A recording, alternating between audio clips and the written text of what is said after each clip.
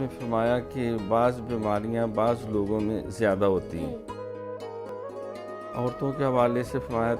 یہ لگائی بجائی غیبت چغلی جو ہے۔ علماء کے حوالے سے بتایا کہ حسد جو ہے اس میں یہ مبتلا ہو جاتے ہیں۔ جو احبار ہیں یا جنہیں درویش فقیر کہتے ہیں، تکبر کی بیماری، اور جو دیہاتی یا ان پڑھ لوگ ہوتے ہیں ان میں ضد اور ہٹ دھرمی کی بیماری جو ہے،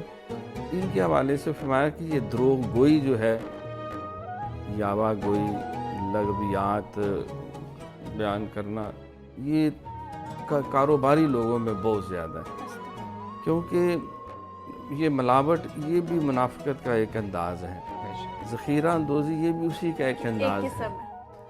دایاں دکھا کے بایاں مارنا، یعنی سودا دکھایا کچھ ہے دے کوئی اور دیا ہے، یہ بھی اسی کی ایک علامت ہے۔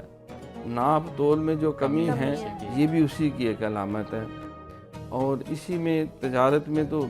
بے تحاشا وعدے کیے جاتے ہیں کہ آپ یہ دیجئے میں پیمنٹ کر دوں گا، پیمنٹ آ رہی ہے، پیمنٹ جاری ہے، سودا رات پہنچے گا، پرسوں آ جائے گا، لیکن انہیں پتہ ہوتا ہے کچھ بھی نہیں اس کے اندر، تو ہمیں بس کسی کا نا وقت پانے کے لیے اور اپنا اس کو دھوکہ دینے کی ایک سلسلہ ہوتا ہے۔